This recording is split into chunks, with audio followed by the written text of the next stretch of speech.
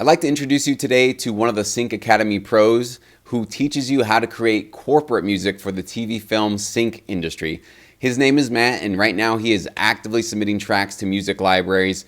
He has a band, he tours, he's a very busy guy, but he did take the time to create some really powerful and insightful tutorials within the Sync Academy platform. And today I want to bring Matt on here to talk about why he felt that music licensing was a path that he should be taking, as well as some of the tips and tricks he can give you guys for how to make sure that your corporate tracks are very licensable. So Matt, thank you so much for being with us today. Why don't you go ahead and start with, how do you determine whether or not a corporate track would be licensable?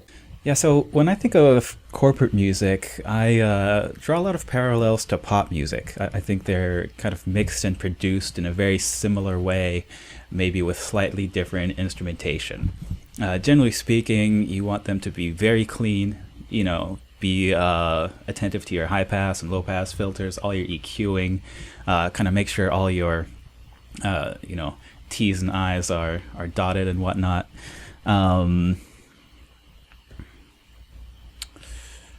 And another thing is to really be wary of your high frequencies. In a lot of corporate music, you want it to be kind of sleek or have this, really professional sheen over it.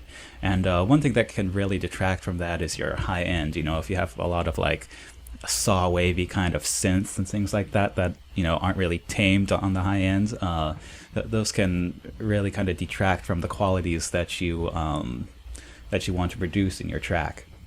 As far as the structure goes, it's also a lot like pop. You want to have a really catchy intro. You probably want to spend a lot of time on it to make sure that it's not too busy, but that it, draws the listener in. And then it's, verse, chorus, maybe a breakdown or a groove section.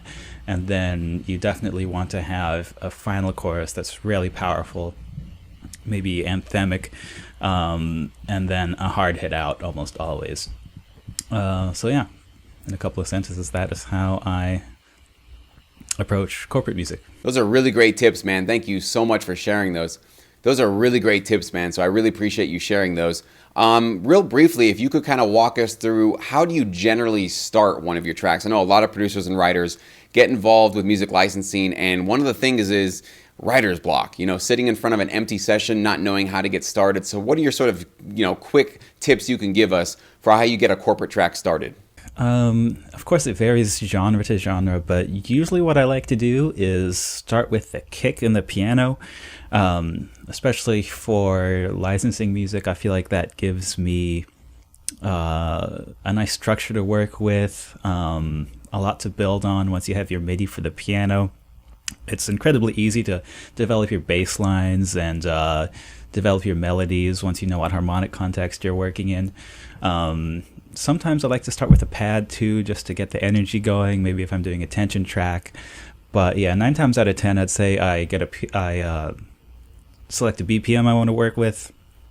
I line up a piano sound and a kick that I like, and I start composing that way. That's awesome, man. Thank you so much for those tips. I know a lot of the viewers will really appreciate that. Finally, I want to ask you, why did you decide that music licensing, getting your tracks placed on TV, was the industry that you wanted to pursue, and why did you feel it was a good fit for your personal situation?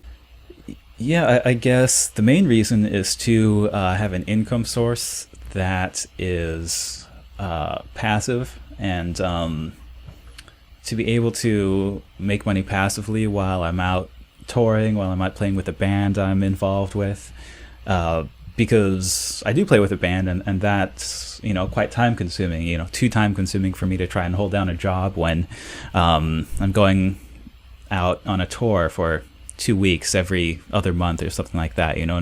Not many employers are going to be happy with me just taking that amount of time off. So it's a really nice way for me to kind of work on my production skills, and make some money with it, and also have a source of revenue that will hopefully grow and kind of supplement my career as I pursue music.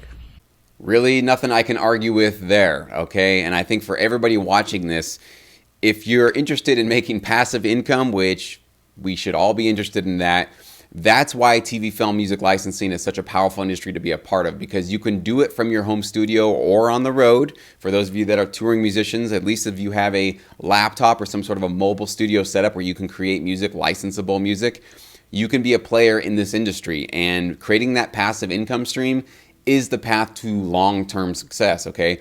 Always just hustling from gig to gig and touring and just constantly just wearing yourself out. We're all going to get old someday. We're all going to eventually hit that day where we can't keep up with that pace. So now is the time. Today is the day that you should start to create that passive income stream for down the road when you can't do those gigs anymore.